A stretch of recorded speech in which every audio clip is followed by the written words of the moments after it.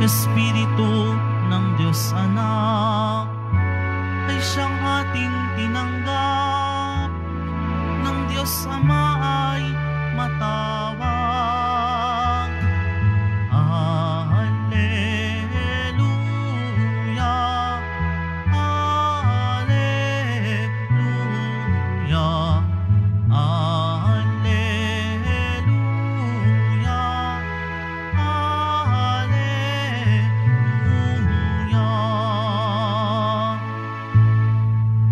Sumainyo ang Panginoon. At sumaiyo rin. Ang mabuting balita ng Panginoon ayon kay San Lucas. Papuri sa iyo, Panginoon.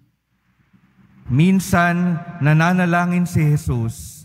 Pagkatapos niya, sinabi ng isa sa kanyang mga alagad, Panginoon, turuan po ninyo kaming manalangin. Katulad ng ginawa ni Juan sa kanyang mga alagad. Sinabi ni Jesus, kung kayo'y mananalangin, ganito ang sabihin ninyo, Ama, sambahin nawa ang pangalan mo. Magsimula na sana ang iyong paghahari. Bigyan mo kami ng aming makakain sa araw-araw. At patawarin mo kami sa aming mga kasalanan. Sapagkat pinatatawad namin ang bawat nagkasala sa amin. At huwag mo kaming iharap sa mahigpit na pagsubok. Mga kapatid, ang mabuting balita ng Panginoon. Pinupuri ka namin, Panginoong Hesukristo. Magsiupo muna ang lahat.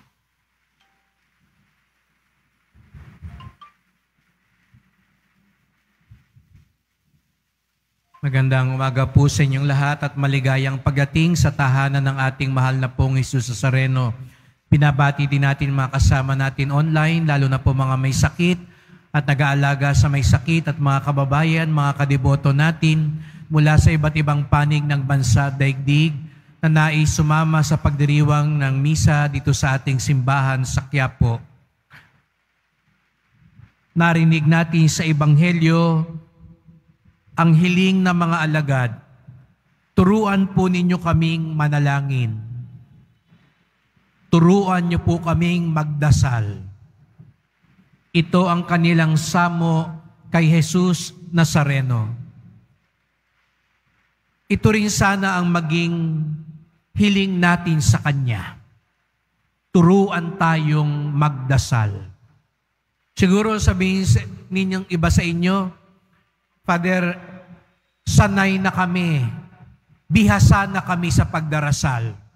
Sa katunayan, dito sa Quiapo, natitiyak ko, ang mga nagpupunta rito, sagad-sagad kung magdasal.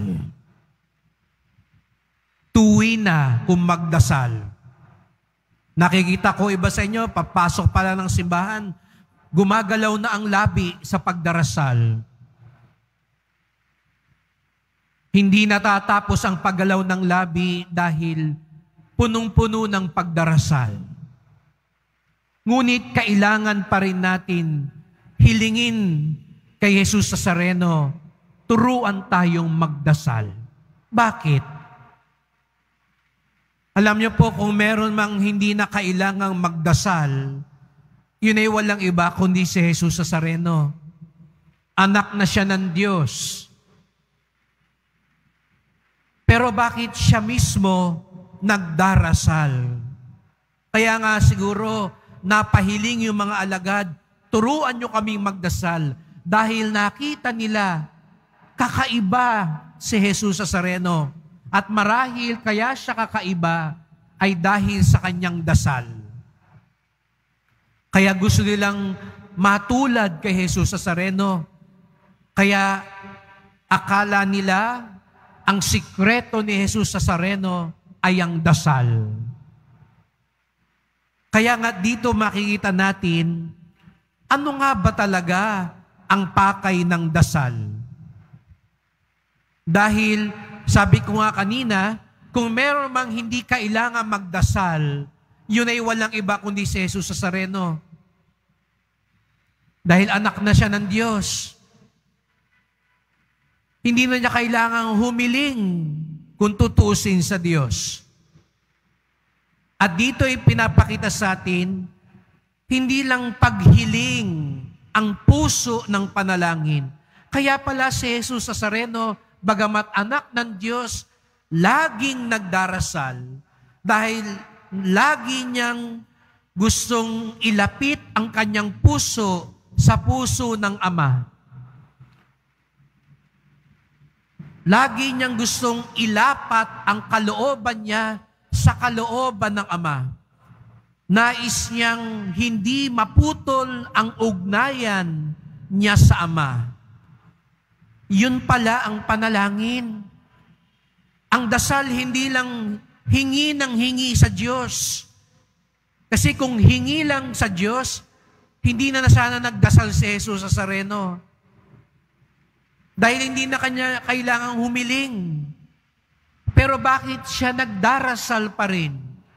Dahil ang tunay na bunga ng dasal ay ang malapat ang kalooban, ang puso, ang diwa ng nagdarasal sa puso, kalooban at diwa ng nagdarasal sa dinadasalan niya sa ating Diyos. Kaya't ang tanong, nagdarasal ba talaga ako? Ang tanong din sa sarili, lumalapat ba ang puso ko sa puso ng Ama? Hindi lang sukatan sa pagdarasal, marami ba akong dinasal? Mahaba ba yung dasal ko? Lagi ba akong nagdarasal? Sinasagot ba yung dasal ko? Opo, mahalaga yung mga tanong na yon. Pero wag din natin kalimutan ng tanong, pagkatapos ko bang nagdasal, yung diwa ko, yung ugali ko, yung ginagawa ko, natutulad din ba kay Jesus Nazareno? Dahil kapag ang sagot natin ay, opo, natutulad ang buhay ko sa buhay ni Jesus Nazareno, tunay akong nakapagdadasal. Dahil kahit kilometro ang dasal natin, pero kung ang ugali natin pa rin hindi nagbabago, siguro nga natatanggap natin yung hinihingi natin, pero paglabas natin, hindi naman tayo nagiging bukas palad, hindi pa rin nabuo yung biyaya ng dasal. Sapagkat kaya tayo nagdadasal, katulad ni Jesus Nazareno, sapagkat gusto natin malapat ang kalooban ng Ama sa buhay natin. Kaya sa misang ito, patuloy tayong humiling. Huwag nating sabihin, bihasa na ako magdasal. Lagi naman ako nagdarasal. Hilingin pa rin natin kay Jesus Nazareno, turuan tayong magdasal. At ang ipinamana niya sa atin, ang Ama namin. Kung meron mang dasal na napakalapit sa puso ni Jesus Nazareno, ang Ama namin. Kaya iginagalang natin ang dasal na ito. Isinasa puso natin ang dasal na ito. Pagdasal natin, maraming tao pa ang galangin ng Ama namin. At tayo mga naniniwala, mga deboto ni Jesus Nazareno, tulungan din yung kapwa natin, igalang ang dasal na ito. Sabi nga po ng mga scholar sa Biblia, kung meron tayong tiyak na sinabi ni Jesus Nazareno, alam niyo yung iba raw na mga kataga sa Ebanghelyo, sabi ng mga ibang scholar, hindi pa tayo lubos na talagang sinabi ni Jesus Nazareno.